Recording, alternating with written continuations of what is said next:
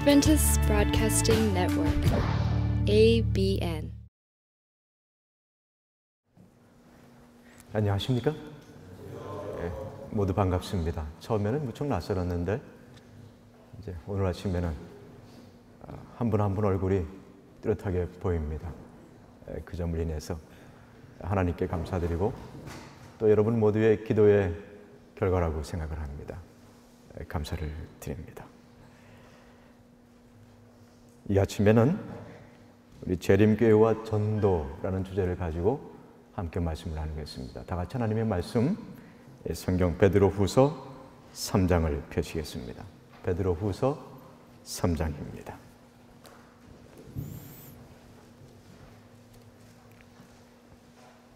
구절로 12절을 읽습니다. 베드로후서 3장 9절로 12절. 주의 약속은 어떤 이에 더디다고 생각하는 것 같이 더딘 것이 아니라 오직 너희를 대하여 오래 참으사 아무도 멸망치 않고 다 회개하기에 이르기를 원하시느니라. 그러나 주의 날이 도적같이 오리니 그 날에는 하늘이 큰 소리로 떠나가고 체질이 뜨거운 불에 풀어지고 땅과 그 중에 있는 모든 일이 드러나리로다. 이 모든 것이 이렇게 풀어지리니 너희가 어떠한 사람이 되어야 마땅하뇨? 거룩한 행실과 경건함으로 하나님의 날이 임하기를 바라보고 간절히 사모하라. 재림교회와 전도 이 주제를 가지고 방법적인 측면보다는 원리적인 측면에서 이 본문 내용을 중심으로 함께 살펴보고자 합니다.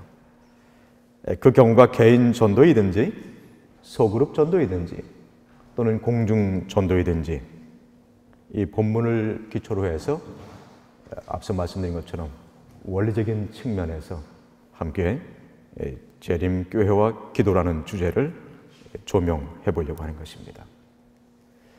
이 말씀을 들으시면서 왜 우리가 재림교회와 기도, 재림교회와 성령, 그리고 재림교회와 사랑이라는 주제를 먼저 다루어야 했는지 그 역시 깨달으실 수 있을 것이라고 여겨집니다.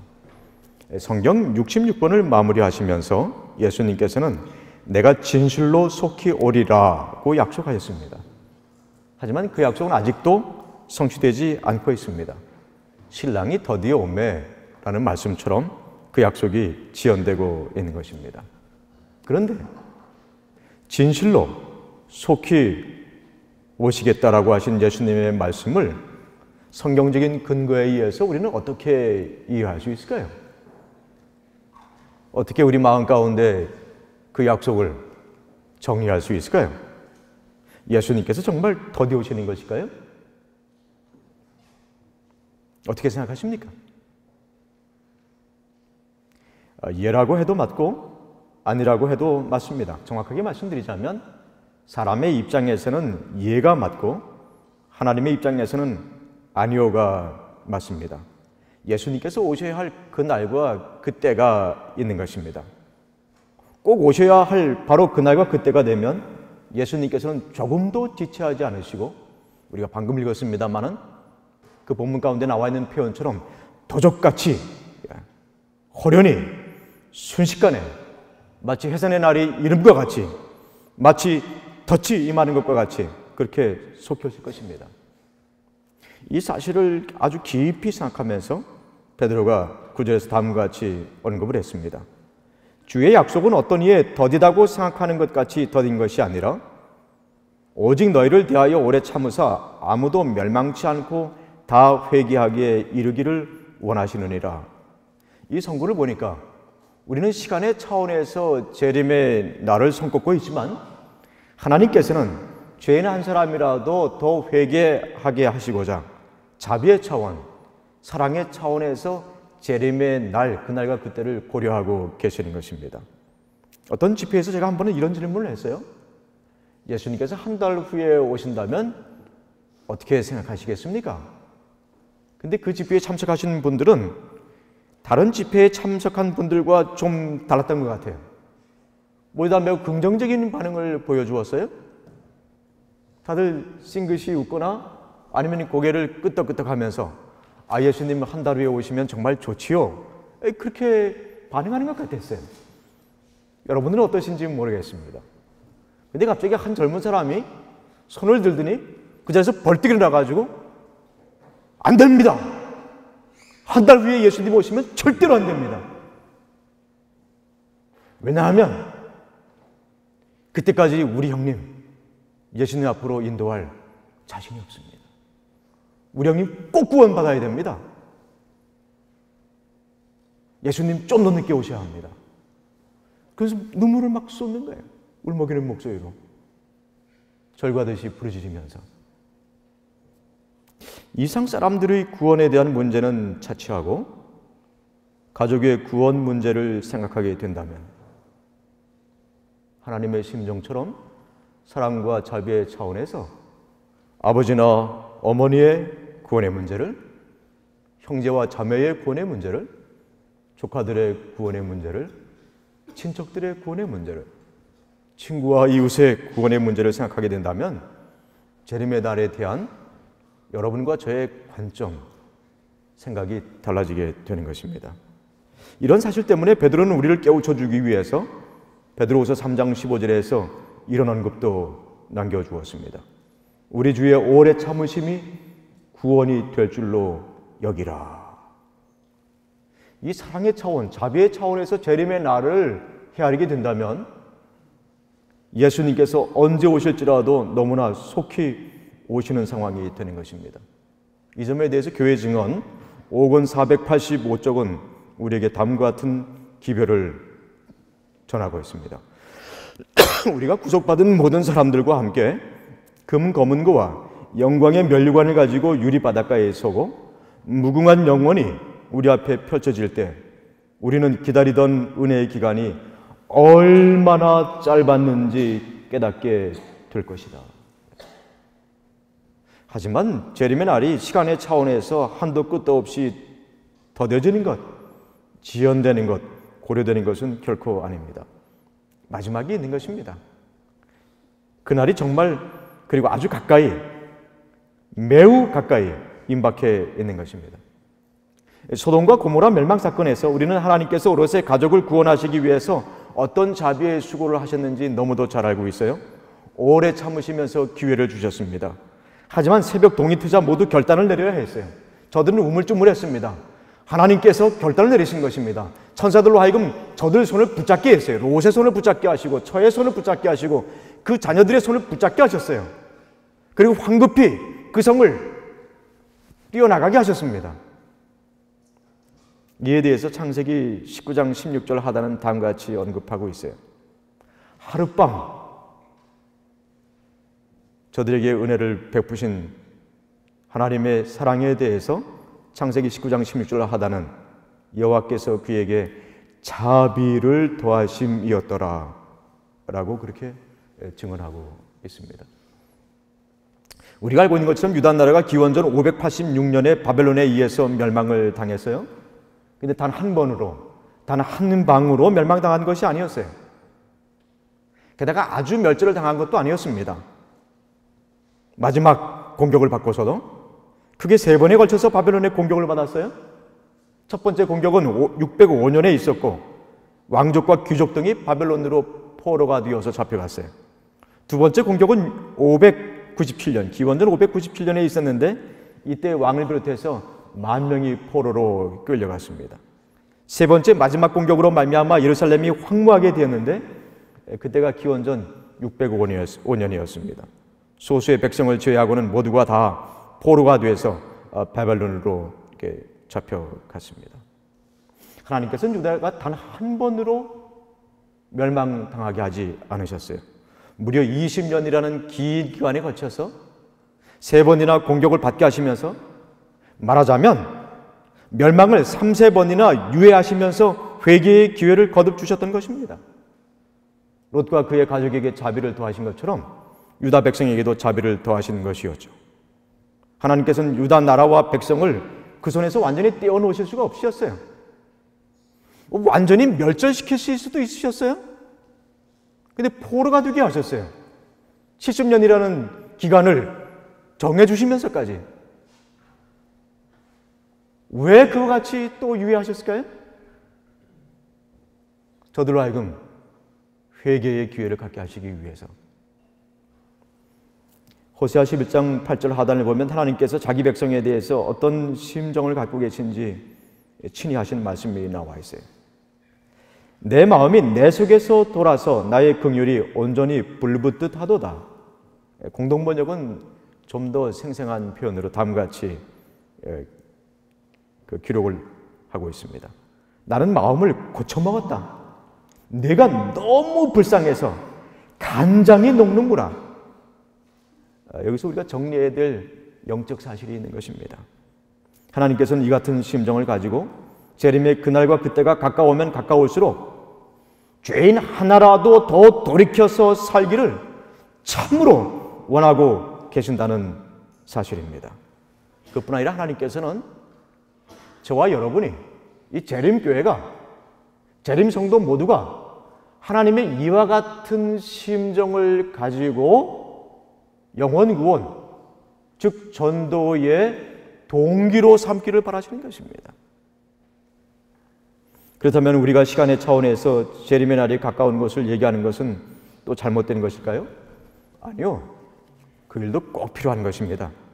우리가 그날과 그때를 정확하게 모를 뿐이지 천사들도 모르고 아들도 모르고 오직 아버지만 아시는 그날과 그때인 것이 맞지만은 마치 무화과 나무의 잎사귀를 보면 여름이 가까웠는지 그렇지 않은지 알 수 있는 것처럼 예수님께서 말씀하여 주신 징조들을 살펴볼 때에 주님께서 문 앞에 당도하신 것을 다 확실하게 느끼고 아주 피부에 와닿게 체험하고 있는 것입니다. 어떤 어머니가 있었어요. 어린 자녀가 치명적인 질병에 걸렸습니다. 열흘 이내에 수술을 받아야 합니다. 근데 그 수술을 집도할 수 있는 의사를 찾는 것이 문제였어요. 닷새 엿새 1회가 지나갔습니다. 여덟이 아우레도 지나갔어요. 아이를 살릴 수 있는 시간은 이제 하루밖에 남지 않았어요. 지나간 9날과 마지막 남은 하루가 질적으로 같을까요? 아마 차원이 다를 것입니다. 그 마지막 날 그 하루 동안 지나간 9날 동안 그 아기를 향한 그 어머니의 사랑이 쌓여서 마지막 그 한 날 동안은 그냥 응축되어서 폭발되기 직전일 것입니다. 하루밖에 남지 않았기 때문에 재림의 징조가 다 생취되어서 시간적으로 세상 끝이 다가오면 다가올수록 죄인을 향한 하나님의 사랑은 이와 같은 모습으로 응축되어서 폭발 직전까지 이를 것이라고 우리가 상상해 볼 수 있는 것입니다. 오늘날은 자비 중에 자비의 날이 되는 것이고 은혜 중에 은혜의 날이 되는 것입니다. 하나님께서는 특별히 그 여자의 남은 자손 제7일 안식일 예수 재림교 성도들 모두가 그런 심정, 아주 폭발하기, 그 자비, 그 사랑이 폭발하기 직전과 같은 그런 심정을 가지고 이 전도, 영혼 구원의 동기로 삼기를 정말 바라시는 것입니다. 우리 재림교회와 전도, 이것은 아주 비상한 것이에요. 그런데 우리가 하나님의 그런 사랑의 심정을 가지고 해야 될 것이 무엇인가? 그 점을 베드로후서 3장 11절 12절은 이와 같이 표현하고 있어요. 너희가 어떠한 사람이 되어야 마땅하뇨? 거룩한 행실과 경건함으로 하나님의 날이 임하기를 바라보고 간절히 사모하라. 베드로는 우리가 하나님의 날, 재림의 날을 바라보고 기다리고 고대하고 있을 뿐만 아니라 간절히 사모해야 된다. 그 의미는 너무나 잘 알지요. 재촉해야 된다. 앞당겨야 된다. 그 내용인 것입니다. 근데 무엇을 통해서 구체적으로 그날을 앞당길 수 있는 것인가? 예수님께서는 이 마태복음 24장에서 우리에게 아주 꼬집어가지고 말씀해 주셨어요. 24장 14절이죠. 이 천국 복음이 모든 민족에게 증거되기 위해서 온 세상에 전파되리니 그제야 끝이 오리라. 더욱이 우리 재림교회는 요한계시록 10장부터 14장까지 살펴볼 때 특별한 전도 사명을 지니고 있어요. 10장 11절 말씀대로 많은 백성과 나라와 방언과 임금에게 다시 예언해야 하는 사명을 지니고 있는 것입니다. 무슨 내용을 가지고 예언해야 되는가, 전도해야 되는가, 그 내용은 14장 6절로 12절에서 언급하고 있는 것처럼 세 천사의 기별, 영원한 복음이 되는 것입니다. 근데 하나님의 사랑의 심정을 가지고 이 전도의 영원 구원의 그 동기를 부여받아서 나아가게 될 때에 그 다음 과정에 우리 재림교회가 전도에 대해서 생각하고 전도에 대해서 이해하고 전도에 대해서 무장하게 될 때에 반드시 마음 가운데 새겨야 되는 그런 원리가 있어요. 전도 사업은, 이 전도 활동은, 영혼 구원 활동은 하나님께서 명령하신 것이지만, 우리에게 위탁해 주신 것이지만 우리가 홀로 하지 않는다는 사실이에요. 유독 이 부분에 대해서 하나님께서는 재림교회 성도들에게 아주 다양한 내용을 통해서 구체적으로 기별을 해 주셨어요. 우리가 마음의 눈을, 영적인 눈을 좀 뜰 필요가 있어요. 사도행전 8장 후반부에 보면 빌립과 에디오피아 여왕 간다기의 국고를 맡은 큰 권세 있는 자가 어떻게 만나서 무엇을 했는지 아주 세세하게 나와 있습니다. 근데 이 빌립과 에디오피아의 그 여왕의 국고를 맡은 내시를 누가 연결시켜 주었는가? 그 점을 우리가 주목해 볼 수 있어요. 26절을 보면, 사도행전 8장 26절을 보면 주의 사자가 빌립에게 나타나서 가사로 내려가라 이렇게 명령을 합니다. 가사는 광야였어요. 인적이 없는 것입니다. 사람이 있는 곳으로 가서 전도를 해야 되는 것이 마땅한 것인데 가사 광야길로 가라 이것입니다. 근데 빌립은 주의 천사의 음성에 대해서 민감하고 섬세했어요. 즉시 순종했습니다. 내려가 보니까 병거 하나가 지나가고 있었어요. 이번에는 성령께서 빌립에게 저 병거로 가까이 나가라, 그렇게 가까이 가라 이렇게 명하십니다. 이 빌립은 성령의 음성에 대해서도 헤아려 들을 수 있는 영적인 귀가 열려 있었던 것입니다. 병거로 가까이 나갔어요. 거기 한 권세 있는 자가 앉아 있는 것입니다. 보니까 성경을 읽고 있었어요. 이사야를 읽는 것을 깨닫느냐? 가르쳐주는 이가 없는데 어떻게 깨달아 알겠습니까? 빌립이 올라탔어요. 누가 누구를 연결시켜주고 있는 것입니까? 천사가 길을 열었어요. 성령께서 주도적으로 역사하셨습니다. 빌립은 천사와 성령께서 영혼 구원하시고자 하시는 그 사업에 즐겨 협력을 했던 것입니다. 온 마음을 다해서 말이죠. 사도행전 109쪽을 보면 이런 말씀이 나와 있어요. 이 에도피아 사람은 빌립과 같은 선교사들에게, 전도자들에게 가르침을 받아야 할 많은 계급의 사람들을 대표한다. 성경을 읽지만 그 참된 의미를 깨닫지 못하는 사람들이 많이 있다. 세계 도처에서 남녀들은 하늘을 동경하면서 바라보고 있다. 한 천사가 빛을 구하고 복음을 받아들일 준비가 된 사람에게 빌립을 인도한 것처럼 오늘날도 천사들은 일꾼들의 발걸음을 그런 이들에게 인도할 것이다. 그랬어요. 이처럼 복음 전도는 하나님께서 계획하신 것이고 천사가 길을 여는 것이며 성령께서 주도적으로 역사하시고 사람이 사람과 연결해야 되는 그 사실을 하나님께서 꼭 다시 말해 사람을 하나님의 사업에 참여시키기 위해서 하나님께서 다 하실 수도 있지만은 그런 하나님께서 스스로 자신을 제한하시고 사람인 여러분과 저의 협력을 받아서 영원 구원의 열매를 맺게 하시고자 하시는 거예요. 이것이 재림교회와 전도라는 주제를 가지고 우리가 깊이 헤아려 봐야 되는 영적인 사실인 것입니다. 교회증언 8권 57쪽을 보면 이런 말씀이 나와 있어요. 하나님의 영께서는 영혼들을 깨우치고 그들을 진리로 돌이키기 위해서 기다리고 계셨다. 바로 한 사람, 에디오피아인 하나를 위해서 얼마나 많은 노력이 기울여졌는지 주목해 보라 그랬어요. 얼마나 많은 노력이 기울여졌습니까? 빌립의 노력이 정말 얼마나 많은 노력이 얼만큼 포함되어 있습니까? 아니요. 천사의 노력이, 성령의 노력이 얼마나 많은 노력이 기울여졌는지 보라라고 했을 때 거기에 대부분을 이루고 있는 것입니다. 그리고 빌립이 마지막 경우에 협력을 한 것이에요. 어쩌면 저와 여러분이 이 자리에 앉아 있는 것은 우리가 잘 몰라서 그렇지, 우리가 영의 눈을 떠가지고 분별하지 못해서 그렇지, 성령께서, 천사들이, 하나님께서 섭리하셔서 우리가 상상할 수 없는 어마어마한 노력이 기울여졌기 때문에 여러분과 제가 이 자리에 나와 있는 것이라고 저는 그렇게 확신합니다. 그러면 저와 여러분이 이 자리에 있는 것을 정말 소중하게 여겨야 돼. 신비하게 여겨야 됩니다. 때로 감격해야 되는 것입니다. 너무 놀라운 것이에요. 우리 속이 뜨거워지지 않을 수가 없어요. 단순히 감탄하는 것 그 이상인 것입니다. 경이로운 거예요.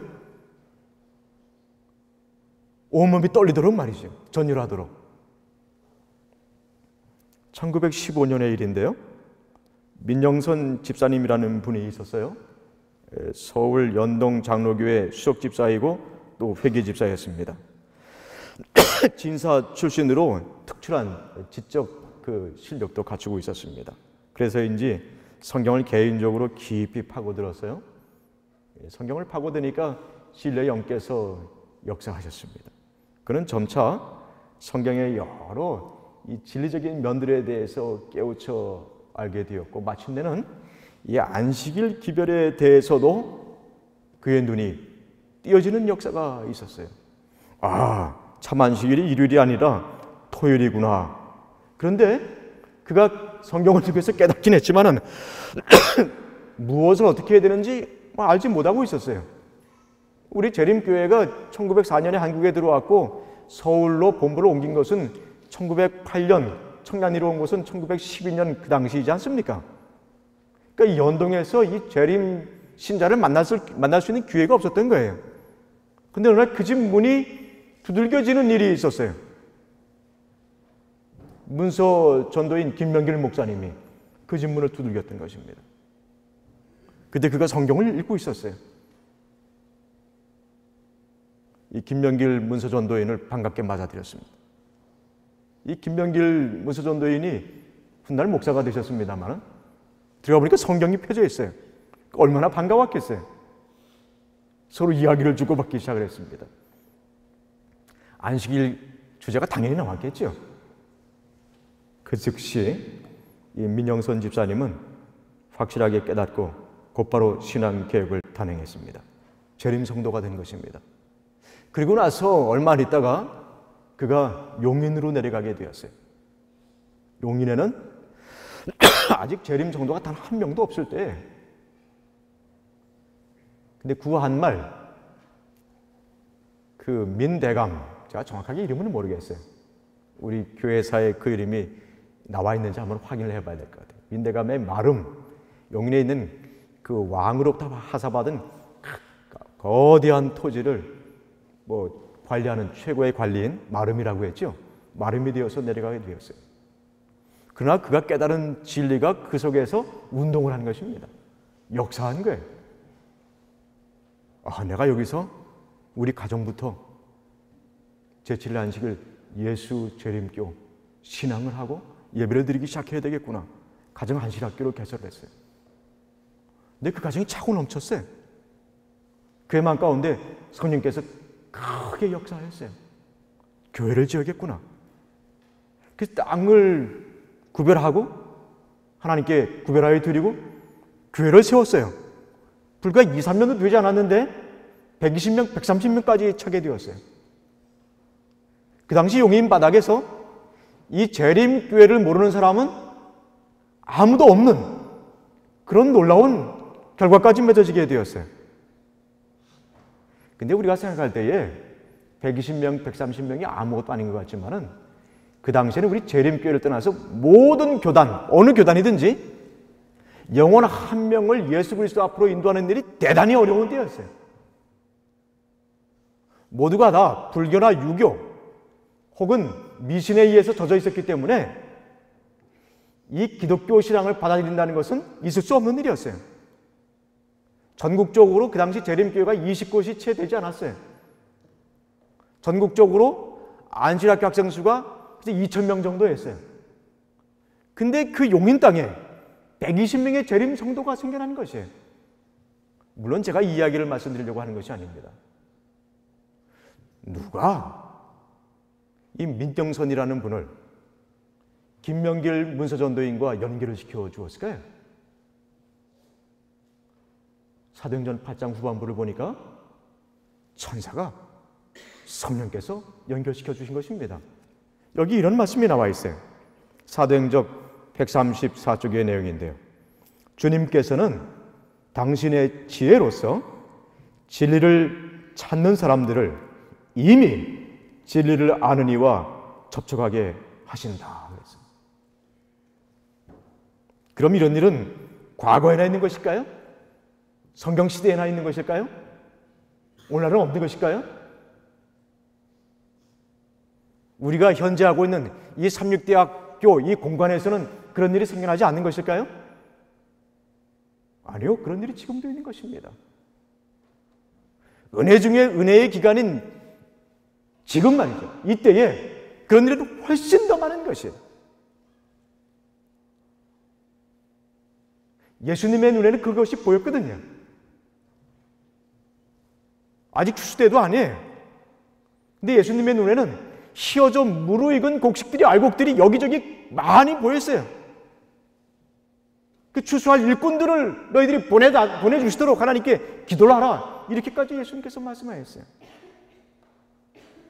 무엇이 문제일까요? 우리 눈이 띄어져야 되는 것입니다. 우리의 마음이 각성되어야 되는 것입니다. 아, 이 전도, 영혼 구원의 일은 하나님께서 구상하시고 성령께서 길을 여시며 천사들이 길을 여시며 성령께서 앞장서서 역사하시는 그 일이구나. 우리는 그 파트너로, 협력자로 하나님에 의해서 구별, 선택, 세워졌구나. 이런 마음이 우리 속에 있어야 되는 것입니다.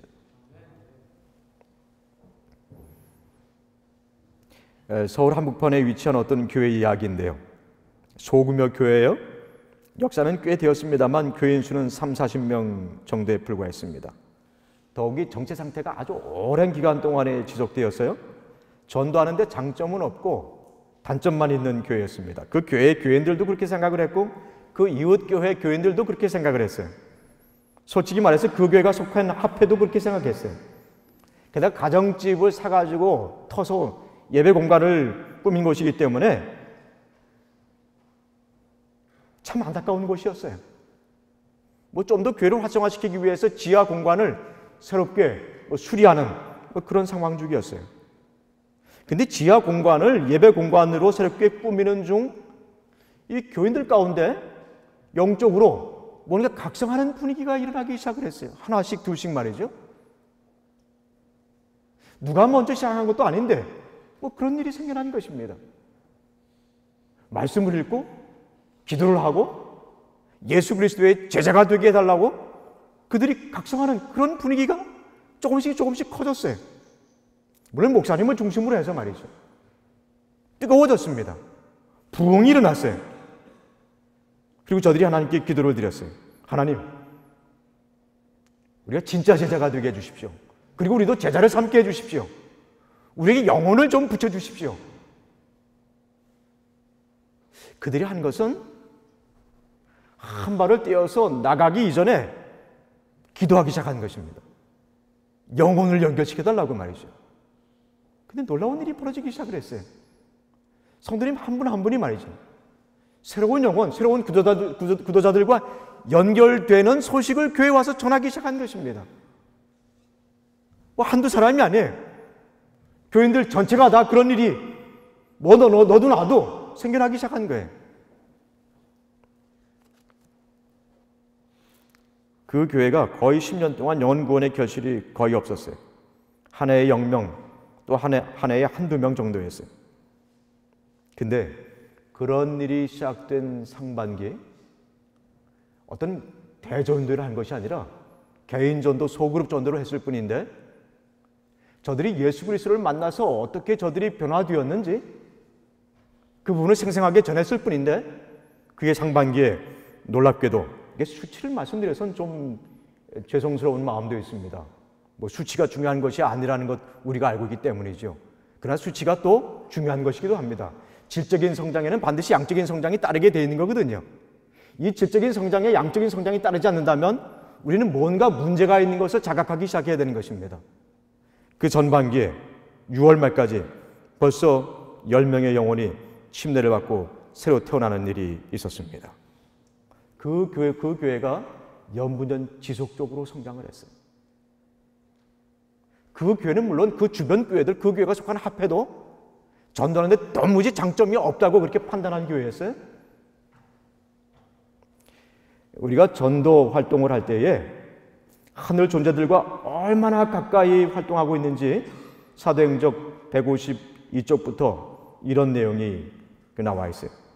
하늘로부터 온 천사가 그로 하여금 진리를 찾는 자를 만나도록 인도한 빌립의 경험, 하나님께로부터 기별을 가져온 천사의 방문을 받은 고넬료의 경험 등 이 모든 것은 하늘과 땅의 관계가 밀접함을 보여준다. 천사들은 이 빛나는 광명의 사다리를 끊임없이 오르락내리락하며 그리스도께서 위하여 죽으신 이들을 구원하고자 끈기 있게 일한다. 모든 하나님의 진실한 자녀들은 하늘 존재들의 협력을 받고 있음을 기억함이 좋을 것이다. 우리는 어떤 영혼과 접촉하다가 그 영혼과 몇 차례 만나서 대화도 나누고 노력을 해보지만은 냉랭한 입장을 보이면 그만 중단해버리고 맙니다. 그 영혼이 등을 돌리기 전에 먼저 우리가 등을 돌리는 일이 있는 것입니다. 그냥 포기하고 말아요. 근데 정작 그 영혼을 향해서 하늘의 존재들은 이 말씀을 보니까 그 영혼을 구원하기 위해서 끈기 있게 인내를 가지고 일하신다 이렇게 되어 있는 거예요. 우리가 그 사실을 분별해서 안다면 중단할 수 있을까요? 아직 아니구나.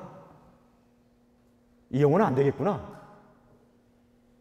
구원받을 자와 구원받지 못할 자는 아마 정해져 있는가 보다. 뭐 그런 생각을 하고 우리는 돌아가기 서기가 쉬운데 그게 아니라 그 말입니다. 하늘의 존재들은 아주 끈기 있게 인내를 하면서 오래 참으시면서 이 베드로후서 3장의 말씀을 그대로 빌리면 말이죠. 오래 참으사에 일하시는 것입니다. 지금까지 우리가 누구를 인도한 적이 있다면 내가 혼자 한 것이 결코 아니었던 것입니다. 지금까지 우리가 누군가와 접촉을 했다면 내가 스스로 그 영혼과 접촉하게 된 것이 아닌 것입니다. 천사가 그 길을 열어준 것이고 성령께서 앞장서서 주도하신 결과인 것입니다. 저 하늘 본향에 가게 되면 우리가 함께 있던 천사들과 만나서 이런 우리가 한 영혼을 구원하고자 했을 때 노력했던 여러 가지 일들에 대해서 천사와 더불어 어떻게 협력했는지 이야기를 나누게 될 것이라는 그런 말씀이 말이죠.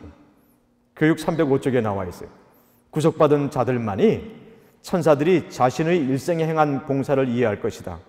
날 때부터 자기를 지켜준 천사, 발걸음을 주목하고 위험한 날에 자기의 머리를 보호해준 천사, 사망의 골짜기에서 자기와 함께하고 무덤을 지키다가 부활의 아침에 처음으로 자기를 맞아준 천사, 이런 천사들과 함께 이야기하며 자기의 일생에 베푸신 하나님의 섭리와 그 다음 내용입니다.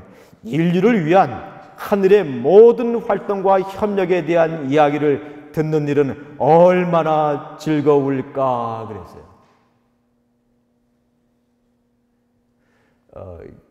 여기에 우리 재림교회의 전도 영성이 있는 것입니다.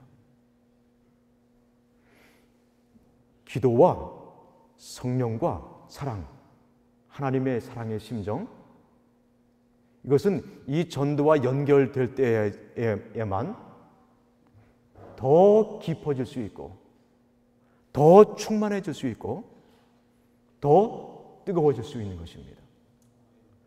김은목 교수님께서 아주 오래전에 믿음으로 말미암는 의의 진수라는 책을 번역해서 보급하신 적이 있어요. 보리스 엘 벤덴 목사님이 쓰신 것입니다. 모두가 한번 읽도록 추천하고 싶어요.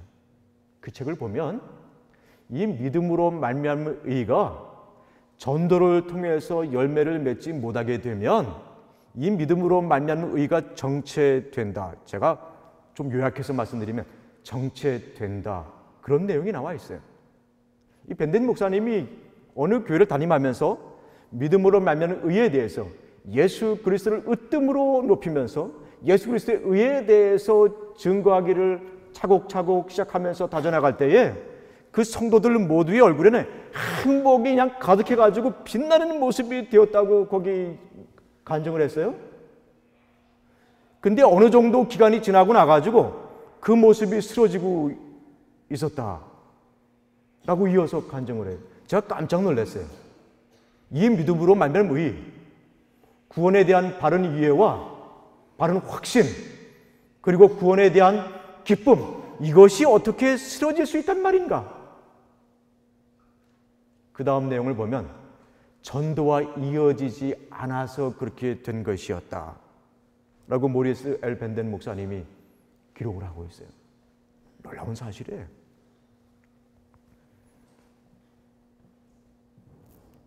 왜 하나님께서 이 제7일 안식일 예수 재림교를 향해서 전도에 대하여 아주 존재 이유, 존재 목적으로 삼도록 그렇게 강조하시는지 우리가 깊이 깨달아 알아야 되는 것입니다. 시간이 다 돼서 이제 마무리를 지으려고 하는데 히브리서 11장을 좀 펴주시겠어요? 히브리서 11장 39절과 40절을 좀 보겠습니다.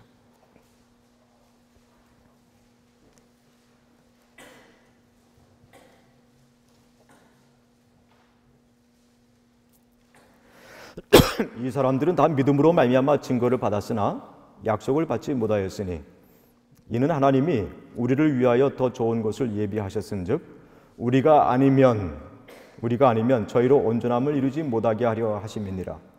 공동번역 성경을 보겠어요? 이와 같이 표현하고 있습니다. 잘 귀를 기울여서 들어보시기 바랍니다. 이 사람들은 믿음이 있었기 때문에 하나님의 인정을 받았습니다. 그러나 약속된 것을 받지는 못했습니다. 하나님께서 우리를 위해서 더 좋은 것을 마련해 두셨기 때문에 그들은 우리를 제쳐놓고는 결코 완성에 이르지는 못하게 되어 있었던 것입니다. 히브리서 11장의 결론이지요. 여기 39절 40절에서 우리가 주목해야 될 낱말은 바로 우리가 되는 것입니다. 이 성구에서 우리는 아주 커다란 사명을 지니고 있어요. 그 사명은 마지막 완성입니다. 여기 우리가 아니면 우리를 제껴놓고서는 이 구속사업의 완성이 이루어지지 않을 것이라고 언급하고 있기 때문인 것입니다. 아마 릴레이 경주를 머릿속에 그려본다면 이 성구의 내용을 이해하는데 훨씬 도움이 될 것이라고 얘기해 줍니다. 400m 계주 경기를 한번 상상해 보시기 바랍니다. 4명의 주자가 각각 100m씩 달리게 되어 있어요. 첫 번째 주자가 첫 번째 구간, 두 번째 주자가 두 번째 구간, 세 번째 주자가 세 번째 구간, 네 번째 주자가 마지막 구간을 달리게 되어 있는 것입니다. 이 400m 계주에서 가장 중요한 구간은 몇 번째일까요? 네 번째겠죠. 그럼 가장 중요한 주자는 몇 번째 주자일까요? 네 번째 주자인 것입니다. 이 네 번째 주자가 아니면 네 번째 주자를 제쳐놓고서는 400m 계주가 완성을 이룰 수 없는 것입니다. 네 번째 주자가 가장 중요한 거예요. 네 번째 주자는 가장 실력이 좋은 사람을 세워요. 네 번째 주자에게는 특별한 사명이 임무되어 있어요. 네 번째 주자는 온 힘을 다해서 젖먹던 힘까지 쏟아내어서 막판 스포트를 해야 되는 것입니다.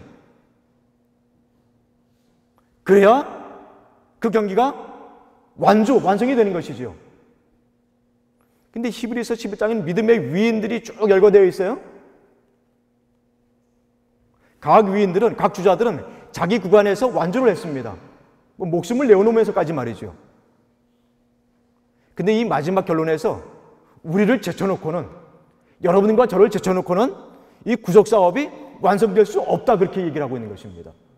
근데 약속을 받았지만은 아직 하늘을 실제로 받은 것이 아니고 여러분과 제가 완주를 해야지만 저들이 받게 되어 있다. 그 말씀을 하고 있는 것이에요. 하나님께서 여러분과 저를 제7일 안식을 예수 재림께 그 여자의 남은 자손을 마지막 주자로 구별해 주신 것에 대해서는 너무도 잘 알고 있어요. 다시 예언해야 되는 그 사명을 가지고 말이죠. 그런데 그런 중차대한 사명이 어쩌면 우리에게 너무 무거운 것이었는지 모르겠어요. 어쩌면 우리 홀로에게만 주어진 것이라고 생각하고 주저앉고 있는지 모르겠어요. 근데 다시 한번 재림교회와 전도 영적인 원리 차원에서 살펴보니까 우리는 협력하는 거예요. 천사가 길을 열고 성령께서 주도적으로 역사하시고 열매를 따도록 사람이 사람의 통로가 되었기 때문에 왜 예수님께서 이 땅에 오셨을까요? 사람이 되어서 오신 이유는 사람을 뭐 하시기 위해서? 구원하시기 위해서. 여러분과 저를 예수님 대신으로 세워서 영혼을 구원하게 하시기 위해서 마지막 협력을 바라고 계시는 것입니다.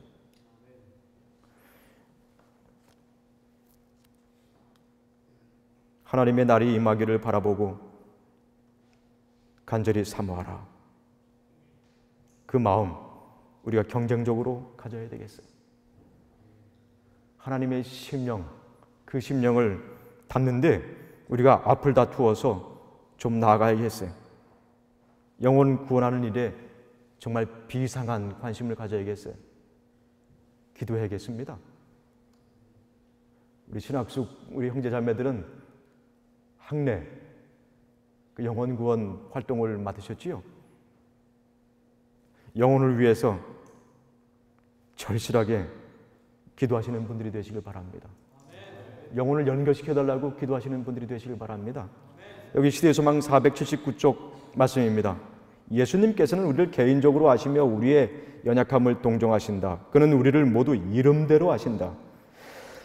그는 우리가 살고 있는 집과 거주지의 이름을 아신다. 그는 때때로 그의 종들에게 당신의 양 한 마리를 찾도록 어떤 도시, 어떤 거리, 또 어떤 집으로 가도록 지시하신다. 복음전도 341쪽이에요.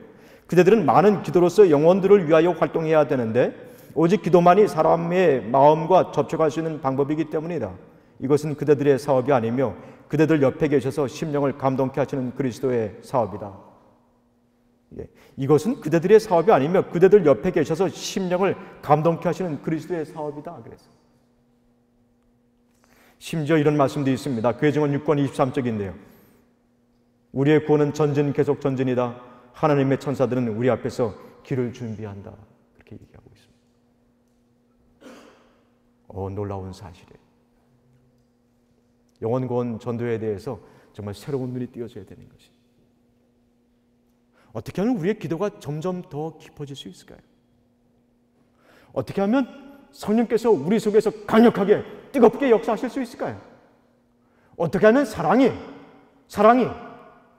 재림 성도들 그들은 사랑이 넘치는 백성이야. 그런 인정과 존중을 받을 수 있을까요? 여기 한 가지 우리 존재 이유에 초점을 맞추는 것입니다. 영혼 구원입니다. 믿음으로 말미암는 이 구원에 대한 확신이, 구원에 대한 행복이 우리 얼굴에서 어떻게 환하게 보름달처럼 빛날 수 있을까요? 정오의 태양처럼 아주 찬란할 수 있을까요? 영혼 구원, 전도에 초점을 맞출 때인 것입니다. 더 크게 확장되는 것입니다. 하나님께서 여러분과 저를 세워주셨을 때에는 천사의 파트너로, 성령의 파트너로, 예수 그리스도의 파트너로 세워주신 것 이 아침에 생각하면서 하나님께 헌신하도록 하십시다. 이제 우리 특별한 찬양을 듣고 그리고 기도하고 마치겠습니다.